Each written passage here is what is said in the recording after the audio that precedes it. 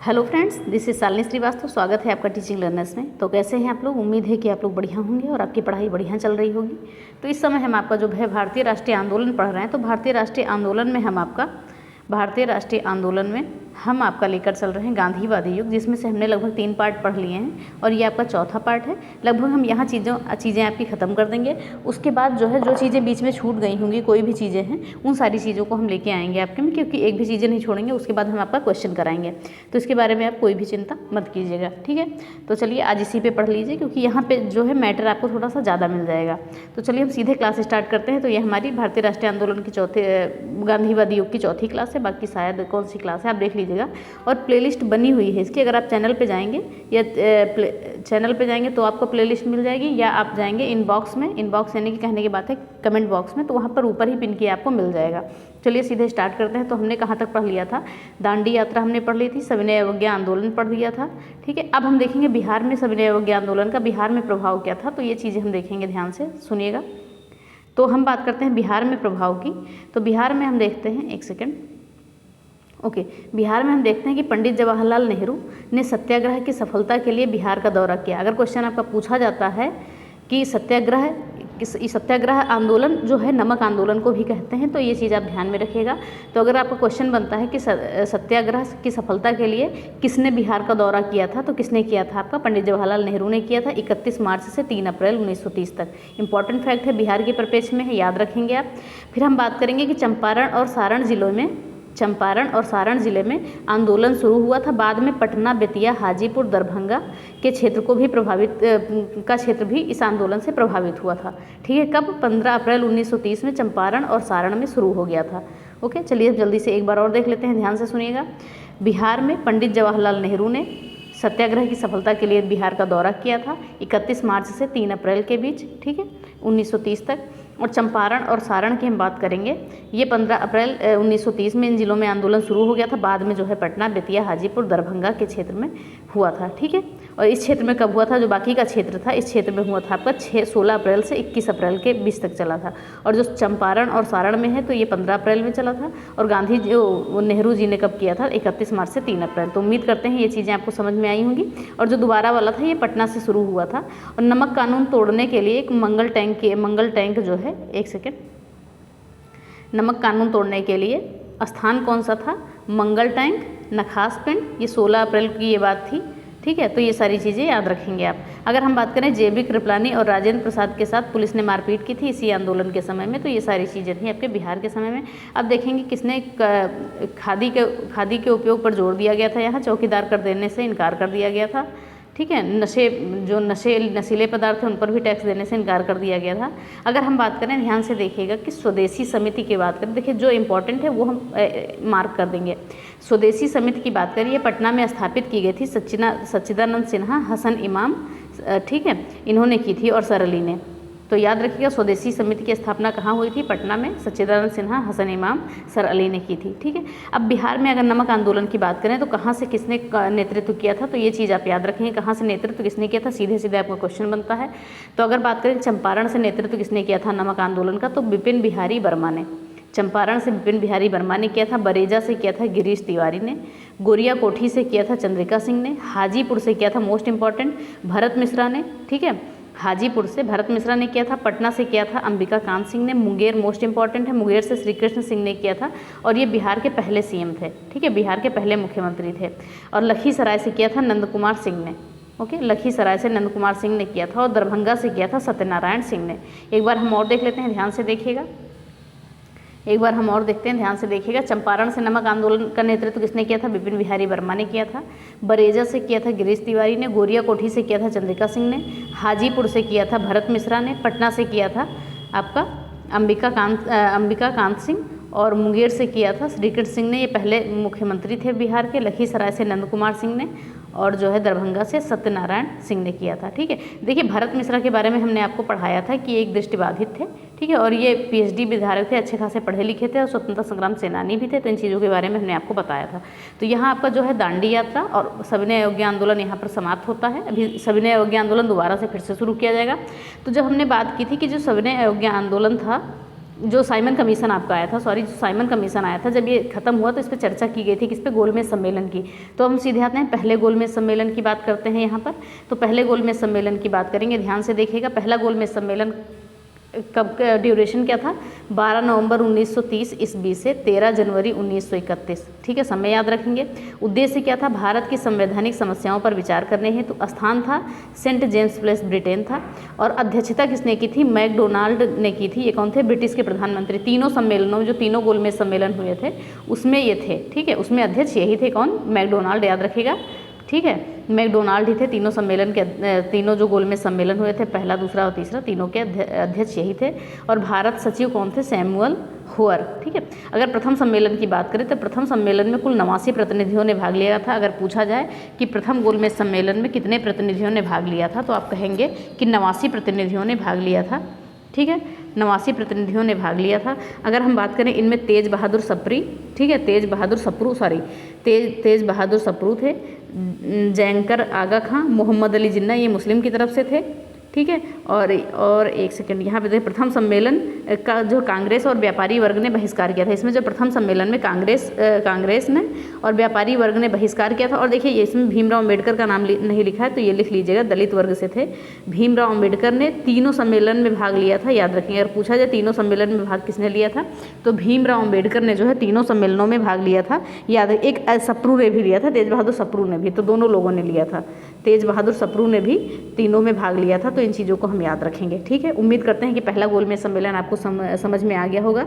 देखिए, ध्यान से सुनिएगा, सरदार पूर्ण सिंह की बात इसमें नहीं लिखी है, इन्होंने सिखों की तरफ से थे। ये दलित वर्ग से भीमराव अम्बेडकर थे, मुस्लिम लीग की तरफ से आगा खां, मोहम्मद शफी, मोहम्मद अली जिन्ना और फजलुल हक थे, ठीक है।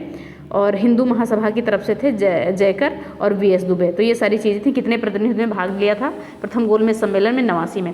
अब देखिए, जब इसमें कांग्रेस ने भाग नहीं लिया, तब अंग्रेजों ने क्या किया, तब ब्रिटिश ने क्या किया। चलिए आगे देखते हैं। तब ये कहाँ पहुँच गए, ये गांधी जी के पास पहुँच गए। क्योंकि उस समय जो वायसराय भारत का था वो कौन था, इरविन था, ठीक है। तो ये पहुँच गए। इन्होंने क्या कहा, गांधी इरविन समझौता, हम इसके बारे में बात करेंगे। 5 मार्च 1931, ठीक है, 5 मार्च 1931। तो लिखा हुआ है, एक सेकेंड, लिखा हुआ है कि प्रथम गोलमेज सम्मेलन में कांग्रेस शामिल नहीं हुई थी, ठीक है। प्रथम गोलमेज सम्मेलन में कांग्रेस शामिल नहीं हुई थी। अतः अंग्रेजों ने आंदोलन समाप्ति के लिए प्रयास करने प्रारंभ किए। कौन सा आंदोलन ये था, असहयोग, जो आपका सविनय अवज्ञा आंदोलन चल रहा था, यही चीज़ है, ठीक है। तेज बहादुर सप्रू और M.R. जयकर के प्रयासों से गांधी इरविन एक्ट हुआ था। अगर पूछा जाए गांधी इरविन एक्ट किसके जो है प्रयासों से हुआ था, तो तेज बहादुर सप्रू और M.R. जयकर के प्रयासों से हुआ था। और इसे दिल्ली समझौता भी कहा जाता है। तो गांधी इरविन समझौता को दिल्ली समझौता भी कहा जाता है। कब हुआ था, 5 मार्च 1931 को। मोस्ट इंपॉर्टेंट, याद रखेंगे, ठीक है। अब यहाँ पे लिखा है 23 मार्च को भगत सिंह, सुखदेव, राजगुरु को फांसी दी गई थी। क्योंकि यहाँ पे क्या हुआ था, गांधी इरविन जब समझौता हुआ था तो गांधी जी ने कोई मुद्दा नहीं उठाया था इन लोग के बारे में। तो ये सारी चीज़ें थी। तो इसी कारण क्या हुआ, जब गांधी जी दिल्ली से कराची जा रहे थे तो लोगों ने गांधी जी पर टमाटर, चप्पल, जूते इत्यादि फेंके थे। चलिए अब हम आगे देखते हैं। 29 मार्च 1931 को कराची अधिवेशन हुआ। कराची अधिवेशन इंपॉर्टेंट है आपका, ये वैसे भी अधिवेशन में याद रखेंगे हम, जिसकी अध्यक्षता सरदार पटेल ने की थी। और इस सेशन में गांधी इरविन समझौते को स्वीकार कर लिया गया था। अगर पूछा जाए कौन से अधिवेशन में गांधी इरविन समझौते को स्वीकार किया गया था, तो वो आपका था कराची अधिवेशन, 29 मार्च 1931, ठीक है। वह कांग्रेस ने द्वितीय गोलमेज सम्मेलन में भाग लेने के लिए गांधी जी को प्रतिनिधि नियुक्त किया। यानी गांधी जी जो है, कांग्रेस ने गांधी जी को भेजने का निर्णय कर लिया द्वितीय गोलमेज सम्मेलन में। और देखिए, पहला असफल रहा था, याद रखेगा, ठीक है। और पहले में क्या कांग्रेस ने भाग नहीं लिया था और दूसरे में क्या राजी कर लिया गया था। तो हम बात करेंगे, ध्यान से सुनिएगा, हम बात करेंगे यहाँ पर। इस समझौते पर कांग्रेस की तरफ से गांधी जी ने, सरकार की ओर से इरविन ने हस्ताक्षर किए। इस समझौते पर कांग्रेस की तरफ से गांधी जी ने और सरकार की तरफ से इरविन ने हस्ताक्षर किया। यानी गांधी इरविन समझौता इसीलिए कहा जाता है और इसे दिल्ली समझौता भी कहा जाता है।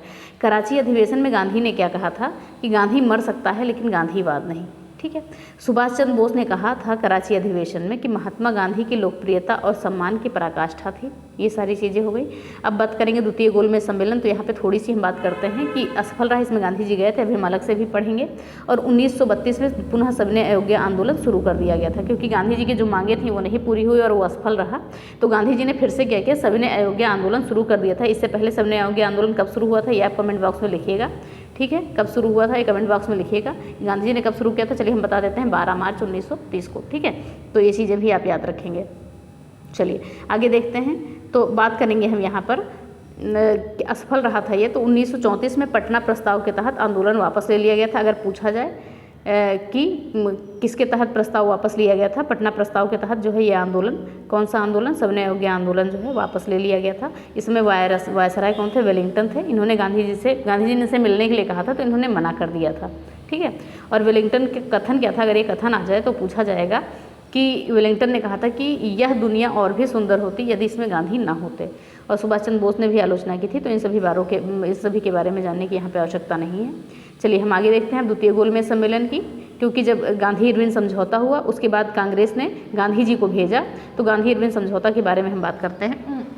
इसके बारे में हमने बात कर ली थी। अब हम द्वितीय गोलमेज सम्मेलन की बात करते हैं।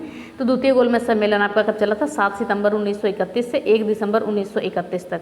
द्वितीय गोलमेज सम्मेलन आपका कब चला था, 7 सितंबर 1931 से 7 सितंबर 7 सितंबर, ये थोड़ा सा गलत लिखा है, ये 1 दिसंबर 1932 होगा आपका, ठीक है, 1932 होगा ये। एक सेकंड, ये गलत लिखा है, ठीक है, एक सेकंड, 1 मिनट रुकिएगा,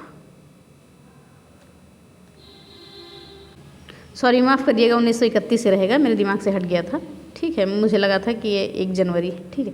तो 7 सितंबर 1931 से 1 दिसंबर 1931 तक चला था। इसमें कांग्रेस के प्रतिनिधि के रूप में गांधी जी ने भाग लिया था, ठीक है। और बात करेंगे अध्यक्षता की, तो मैकडोनाल्ड की ही अध्यक्षता थी, तो इसके बारे में हम देखेंगे, ठीक है। तो क्या था ये, मैकडोनाल्ड ने ही अध्यक्षता की थी। इसमें हम बात करेंगे, ध्यान से देखिएगा, मुस्लिम लीग की तरफ से कौन कौन से थे, ध्यान से सुन लीजिएगा, मोहम्मद अली जिन्ना, इकबाल अली इमाम थे। और उदारवादी वर्ग की तरफ से कौन थे, तेज बहादुर सप्रू और चिंतामणि, ये पहले में भी थे, दूसरे में भी थे। और व्यापारी वर्ग की तरफ से थे डी बिरला, और दलित वर्ग की तरफ से थे अम्बेडकर, क्योंकि अम्बेडकर तो हर सम्मेलन में इन्होंने भाग लिया था। तो इसमें, और महिला वर्ग की तरफ से थी सरोजिनी नायडू। तो अगर पूछा जाए सरोजिनी नायडू ने किस में भाग लिया था, द्वितीय सम्मेलन में भाग लिया था, गोलमेज सम्मेलन में सरोजिनी नायडू ने भाग लिया था। तो ये चीज़ें हम याद रखेंगे। इसमें कुल सम्मेलन में कुल कितने सदस्यों ने भाग लिया था, अगर पूछा जाए तो 111 सदस्यों ने इस सम्मेलन में भाग लिया था, ठीक है। हरिजन वर्ग की तरफ से बात किया हमने कि दलित वर्ग की तरफ से भीमराव अम्बेडकर ने जो है भाग लिया था। चलिए हम आगे देखते हैं क्या लिखा हुआ है, तो ध्यान से देखिएगा।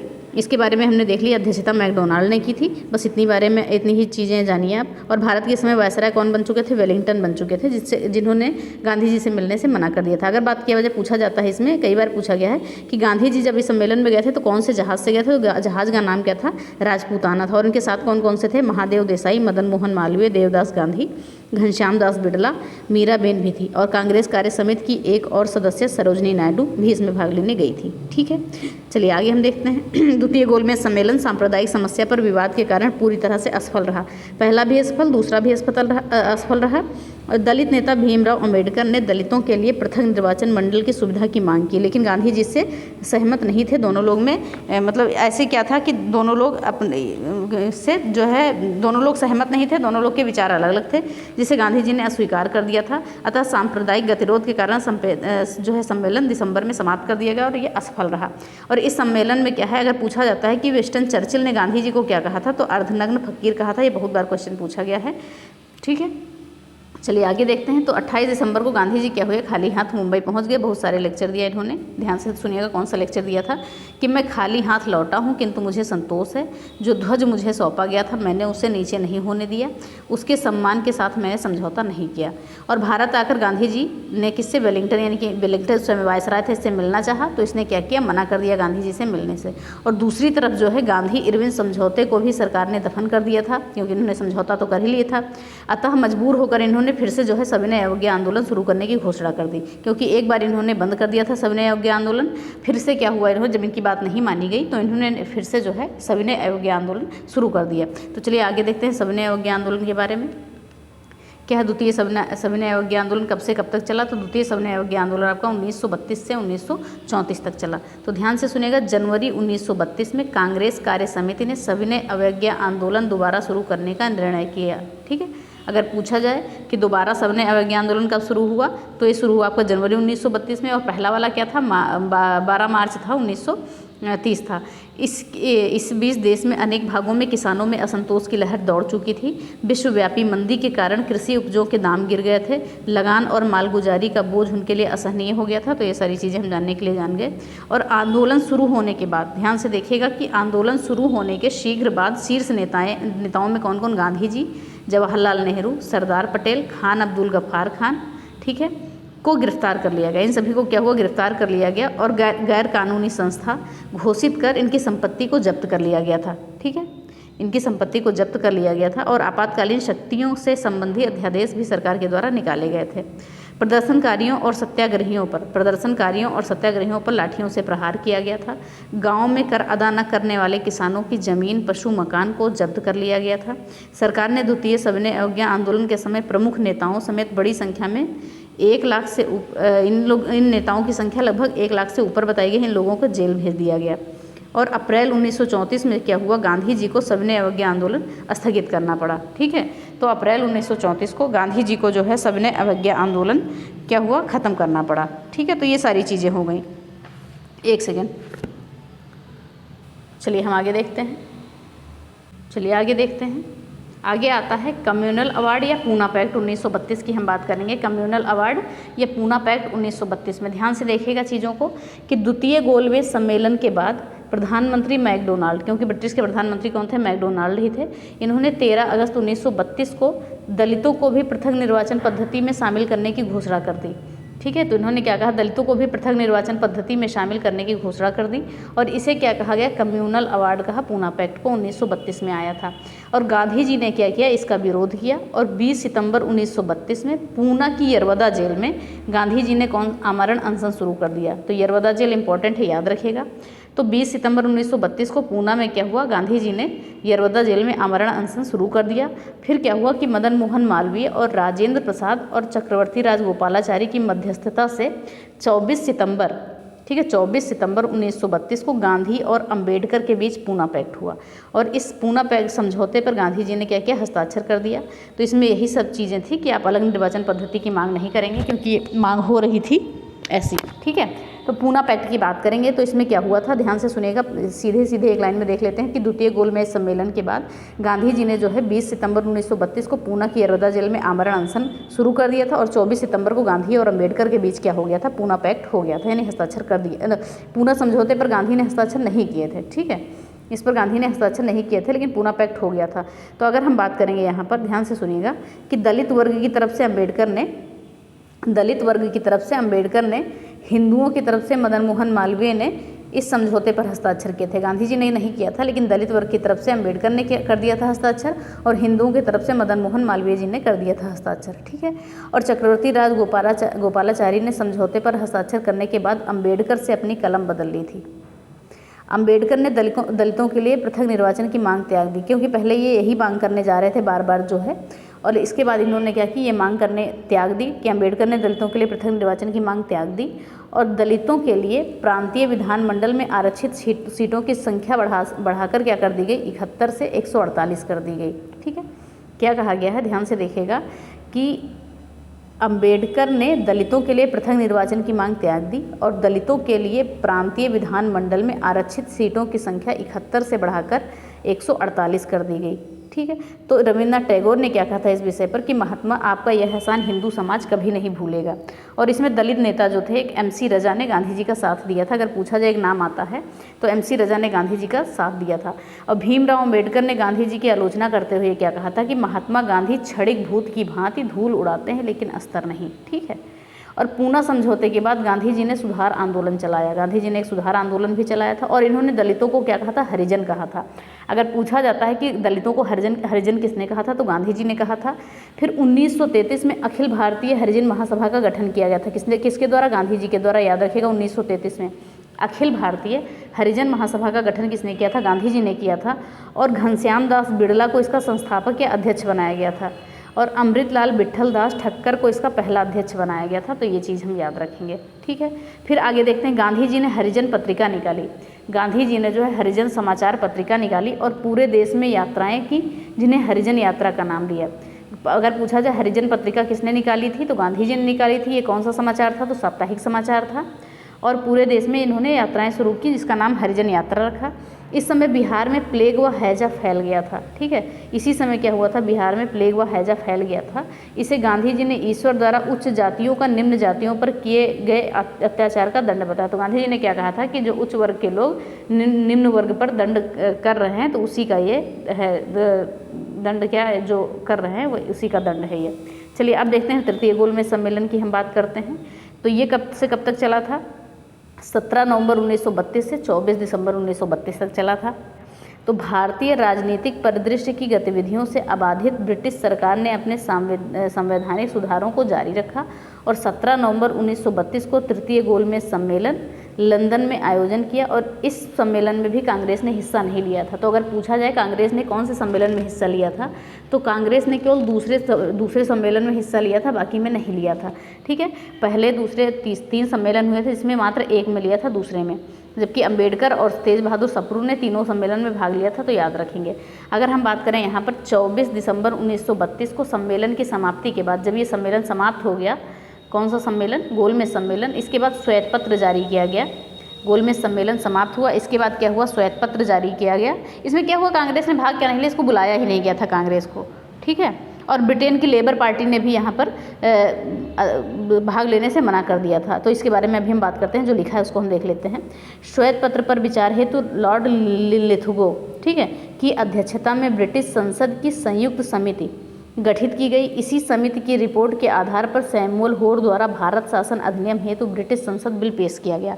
कहने का मतलब क्या है कि जो सरकार द्वारा श्वेत पत्र जारी किया गया था, इसी के आधार पर 1935 का अधिनियम बनाया गया। सीधी बात है कि ये जो आपका श्वेत पत्र जारी किया गया, इसी के आधार पर 1935 का अधिनियम बनाया गया। तो ये चीज़ हम याद रखेंगे। ठीक है, चलिए आगे हम देखते हैं कि ब्रिटिश सम्राट ने अगस्त 1935 में इस विधेयक पर अपनी सहमति दे दी और यह विधेयक भारत शासन अधिनियम 1935 के नाम से जाना गया। उम्मीद करते हैं कि ये चीज़ें आपको समझ में आई होंगी, तो इसके बारे में थोड़ा सा और जान लीजिए।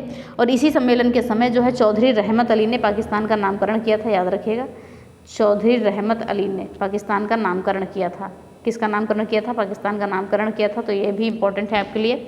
और अंबेडकर, सीधी कहने की बात है, जो भीमराव अंबेडकर हैं, ठीक है, अंबेडकर और सप्रू ने जो है तीनों सम्मेलन में भाग लिया था। अंबेडकर और तेज बहादुर सप्रू ने तीनों सम्मेलन में भाग लिया था। कांग्रेस ने केवल दूसरे सम्मेलन में भाग लिया था। इसी सम्मेलन में सरोजिनी नायडू ने भी भाग लिया था। ठीक है, तो ये सारी चीज़ें हो गई। और इसमें जो है कांग्रेस को नहीं बुलाया गया था और ब्रिटेन की लेबर पार्टी ने भी इस सम्मेलन में जो है भाग लेने से मना कर दिया था, ब्रिटेन की लेबर पार्टी ने। तो उम्मीद करते हैं कि इतनी चीज़ें आपको समझ में आ गई होंगी। चलिए आगे देखते हैं। आगे हमारा क्या है? आगे हमारा आ जाता है अगस्त प्रस्ताव। ठीक है, अगस्त प्रस्ताव की बात आती है यहाँ पर। तो अगस्त प्रस्ताव के बारे में हम बात करेंगे। एक सेकेंड, 8 अगस्त 1940 को आया था आपका अगस्त प्रस्ताव। चलिए देखते हैं आगे। तो बात करेंगे हम यहाँ पर अगस्त प्रस्ताव कब आया आपका? 8 अगस्त 1940 को। तो कांग्रेस के मंत्रिमंडलों से त्यागपत्र के बाद यहाँ पर क्या हुआ? ऐसी चीज़ें आई थी कि कांग्रेस ने कुछ अधिवेशन ऐसे हुए थे, ये सारी त्रिपुरी हुई है, ये सारी चीज़ें हुई। जब अधिवेशन आप पढ़ेंगे तो उसमें जानेंगे। तो कांग्रेस के मंत्रिमंडलों से त्यागपत्र के बाद कांग्रेस का वार्षिक अधिवेशन मार्च 1940 में रामगढ़, जो तत्कालीन बिहार में आता है, ठीक है, बिहार में आता है, में आयोजित किया गया था। इसमें ब्रिटिश सरकार के समक्ष यह प्रस्ताव रखा गया था कि केंद्र में अंतरिम सरकार गठित की जाए। अगर पूछा जाए कि अगस्त प्रस्ताव जो आया था, तो उसमें ब्रिटिश सरकार के समक्ष क्या प्रस्ताव रखा गया था कि केंद्र में अंतरिम सरकार गठित की जाए, ये प्रस्ताव रखा गया था। तो लॉर्ड लिथगो की हम बात करेंगे यहाँ पर। एक सेकंड, लॉर्ड लिथगो की बात करेंगे। इसने द्वितीय विश्व युद्ध में कांग्रेस का सहयोग प्राप्त करने के लिए उनके समक्ष एक प्रस्ताव रखा था। इस समय क्या था? द्वितीय विश्व युद्ध चलने वाला था। और क्या किया था उस समय? जो वायसराय कौन था? लिथगो था। इसने कांग्रेस के समक्ष क्या रखा कि आप हमारी क्या करें, मदद करें विश्व युद्ध में, और जिसे अगस्त प्रस्ताव रखा गया। तो अगस्त प्रस्ताव लाया क्यों गया था? द्वितीय विश्व युद्ध में सहायता मांगी थी भारतीयों से इन्होंने, इसलिए लाया गया था। ठीक है, इसमें अंतरिम सरकार के गठन करने की मांग को खारिज कर दिया गया था। जो इन लोगों ने मांग की थी अंतरिम सरकार के गठन की, उस मांग को खारिज कर दिया गया था। और अगस्त प्रस्ताव में प्रावधान क्या क्या थे, तो इनको भी हम देखते हैं। अगस्त प्रस्ताव में क्या क्या लिखा हुआ था?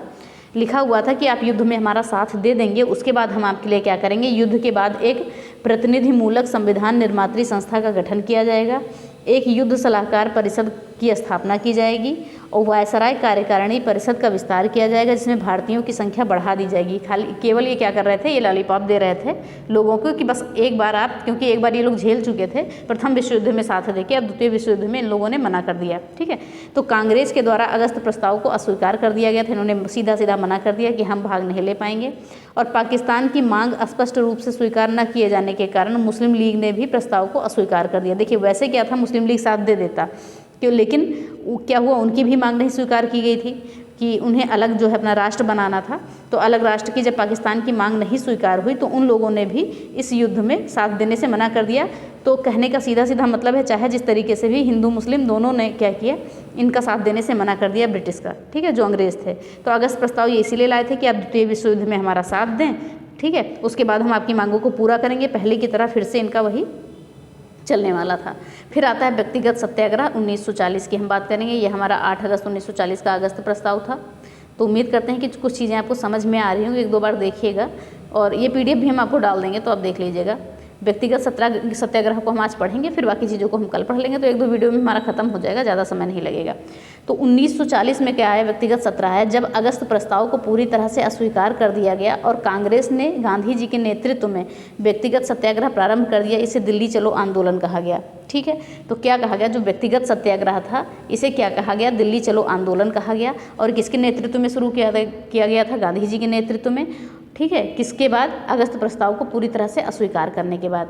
अगर हम बात करें तो ये सत्याग्रह जो है 17 अक्टूबर 1942 को सत्याग्रह, ये जो था कौन सा, व्यक्तिगत सत्याग्रह 17 अक्टूबर 1942 को पवनार आश्रम महाराष्ट्र से प्रारंभ हुआ। तो पूछा जा सकता है आपसे कि दिल्ली चलो आंदोलन या व्यक्तिगत सत्याग्रह कहाँ से प्रारंभ हुआ, तो आपका पवनार आश्रम महाराष्ट्र से प्रारंभ हुआ। कब हुआ, 17 अक्टूबर 1942 को। अब एक 17 अक्टूबर की डेट आपको और याद करनी है, जो पिछले वीडियो में हमने पढ़ाई है। तो ये बताइएगा 17 अक्टूबर को क्या हुआ था या क्या चीज़ मनाया जाता है, तो आप इस चीज़ को बताएंगे। तो हमने बात की कि आरंभ हुआ था, महाराष्ट्र से प्रारंभ हुआ था 17 अक्टूबर 1942 को। और इसमें जो पहले सत्याग्रही आचार्य थे विनोबा भावे थे। तो पूछा जाता है व्यक्तिगत सत्याग्रह में पहले सत्याग्रही आचार्य कौन थे, तो विनोबा भावे थे। और द्वितीय सत्याग्रही कौन थे, पंडित जवाहरलाल नेहरू जी थे। सारी चीज़ें इंपॉर्टेंट है, याद रखेगा। और जो व्यक्तिगत सत्याग्रह था ये रविवार को स्थगित रहता था, यानी कि अवकाश रहता था कह सकते हैं हम। और सत्याग्रही पुलिस को पूर्व सूचना देता था कि कानून व्यवस्था बनी रहे। और इसमें जो सत्याग्रही था ये पुलिस को पूर्व सूचना देता था ताकि कानून व्यवस्था बनी रहे। ठीक है, इसमें कोई दिक्कत ना आए। फिर बात करेंगे हम कि आचार्य विनोबा भावे को गांधी जी ने अपना आध्यात्मिक उत्तराधिकारी बनाया। मोस्ट इंपॉर्टेंट क्वेश्चन है कि आचार्य विनोबा भावे को गांधी जी ने अपना आध्यात्मिक उत्तराधिकारी बनाया, इंपॉर्टेंट है, याद रखिएगा। और पंडित जवाहरलाल नेहरू को अपना राजनीतिक उत्तराधिकारी बनाया। तो आचार्य विनोबा भावे क्या थे, आध्यात्मिक उत्तराधिकारी थे, और जवाहरलाल नेहरू क्या थे, राजनीतिक उत्तराधिकारी थे। इंपॉर्टेंट है, याद रखेंगे हम। फिर आगे हम बात करेंगे आज़ादी के बाद विनोबा भावे ने, तो ये सारी चीज़ें हम बाद में पढ़ते हैं लेकिन लिखी हुई है तो यहाँ पर ध्यान एक बार दे लेते हैं ध्यान। तो आज़ादी के बाद विनोबा भावे ने भूदान, ये पूछा जाता है आपका, ग्रामदान आंदोलन चलाए थे और सर्वोदय समाज की स्थापना की थी। मोस्ट इंपॉर्टेंट लाइन है, ये पूछी जाती है आपकी, बहुत बार पूछी गई है। और व्यक्तिगत सत्याग्रह के दो उद्देश्य थे। इसमें पहला उद्देश्य क्या था कि यह भारतीय जनता की उग्र राजनीतिक चेतना की अभिव्यक्ति था। ठीक है, क्या उद्देश्य थे इसके दो, कि ये जो पहला उद्देश्य था कि ये भारतीय जनता की उग्र राजनीतिक चेतना की अभिव्यक्ति था। और दूसरा, इसके द्वारा ब्रिटिश सरकार को एक और अवसर दिया गया था कि वह भारत की मांगों को स्वीकार कर लिए गए। ये इन्होंने ब्रिटिश सरकार को एक हिसाब से हम कह सकते हैं कि अवसर दिया था कि आप हमारी मांगों को स्वीकार कर लें। ठीक है, फिर बात करेंगे व्यक्तिगत सत्याग्रह का दूसरा चरण जो है 5 जनवरी 1941 को प्रारंभ हुआ। तो ये सारी चीज़ें थी। तो हमने आज व्यक्तिगत सत्याग्रह तक आपका देख लिया। देखिए सीक्वेंस में हम सारी चीज़ों को लेके चल रहे हैं और जो चीज़ें बचेंगी वो सारी चीज़ें हम एक भी चीज़ नहीं छोड़ेंगे कि आपका क्वेश्चन कहीं से बाहर जाए। और इसके साथ कम से कम हम 200 क्वेश्चन आपको कराएंगे जो आपके एग्जाम में पूछे गए हैं, चाहे वो UP PSCS के चाहे जिस एग्जाम में भी पूछे गए हैं, सारे क्वेश्चन हम कराएंगे। तो व्यक्तिगत सत्याग्रह तक हमने देख लिया। अब क्रिप्स प्रस्ताव को हम देखेंगे कल। देखिए कितनी चीज़ें बच रही हैं, अभी बहुत सारी चीज़ें हैं तो इनको हम देखेंगे कल, और भी बहुत सारी चीज़ें हम ऐड करेंगे साथ में। ठीक है, लेखको प्रस्ताव है, ये सारी चीज़ें हैं। क्रिप्स प्रस्ताव, इसको हम कल बात करेंगे। तो आज हमने व्यक्तिगत सत्याग्रह तक खत्म कर लिया है। तो आज के लिए इतना ही, नहीं तो बहुत ज़्यादा हो जाएगा तो आपको भी नहीं समझ में आएगा। और सारी PDF को हम ऐड करके एक ही में आपके डाल देंगे। ये जो हम आपकी स्क्रीन रिकॉर्डर पर पढ़ा रहे हैं, बोर्ड वाली चीज़ें आप मैनेज कर लीजिएगा लिख के। तो उम्मीद करते हैं एक दो बार आप देखेंगे तो आपको समझ में आएगा। और जो आपका भारतीय राष्ट्रीय आंदोलन है, एक सेकेंड, जो आपका ये भारतीय राष्ट्रीय आंदोलन है, इसमें से हम आपका एक क्वेश्चन नहीं बाहर जाने देंगे, आप याद रखिए। देखिए आपका जो बिहार का एग्जाम है याद रखेंगे, इसमें जो आपको कुछ चीज़ों पर बहुत ज़्यादा ध्यान देना है, क्योंकि चीज़ें तो डिवाइड की नहीं है किस सब्जेक्ट से कितना आएगा, लेकिन जो आपके हाथ में जैसे मैथ्स हो गई, रीजनिंग हो गया आपका, और ये भारतीय राष्ट्रीय आंदोलन और एक साइंस, ठीक है, ये 4 सब्जेक्ट पे अगर आप अच्छा कमांड कर ले रहे हैं तो मुझे लगता है कि 60 या 70 नंबर तो यहीं से आपका बनेगा, ठीक है। 70 क्वेश्चन तो इन चारों सब्जेक्ट से रहेंगे ही, मुझे ऐसा लगता है, कोई कंफर्म नहीं है, लेकिन जो लगने का है क्योंकि लिखा हुआ है सीधे, और ज्योग्राफी भी ले लेते हैं इसमें। तो ये सारी चीज़ें हैं, बाकी आप रिवीजन करते रहिए, पढ़ते रहिए, साथ में हमारे बने रहें। और करंट अफेयर्स की क्लास हम आपकी कल लेके आएंगे, ठीक है। करंट अफेयर्स हम 2-3 दिन में पूरा करा देंगे आपका, जैसा कि हमने कहा था। तो करंट अफेयर्स हमने बिहार स्पेशल हम करा रहे हैं, करंट अफेयर्स अप्रैल तक हमने करा दिया है, आपका मई जून जुलाई बचा है, और जुलाई तक ही आपको पढ़ना है, इससे ज़्यादा नहीं पढ़ना है, जनवरी से जुलाई तक बस इतना ही आपका पूछा जाएगा, इससे ज़्यादा नहीं पूछा जाएगा। तो उम्मीद करते हैं कि क्लास समझ में आई होगी। तो अगर क्लास समझ में आई है तो प्लीज़ वीडियो को लाइक करें, शेयर करें और चैनल को सब्सक्राइब करें, साथ में बेल आइकन दबाना ना भूलें। धन्यवाद, जय हिंद। और साथ में आप बने रहें, हमारा साथ देते रहें, हम आपको बहुत अच्छा कंटेंट प्रोवाइड कराएंगे, क्योंकि आज आपको देखिए कंटेंट ज़्यादा मिला है, इसलिए आपको स्क्रीन रिकॉर्डर पर मिला है, तो हम जल्दी से इसी पे पूरा करके हम आपको क्वेश्चन कराएंगे, और क्वेश्चन एकदम बेहतरीन क्वेश्चन होंगे जो आपके एग्जाम में पूछे गए होंगे। तो चलिए इसी के साथ वीडियो खत्म करते हैं। धन्यवाद, जय हिंद।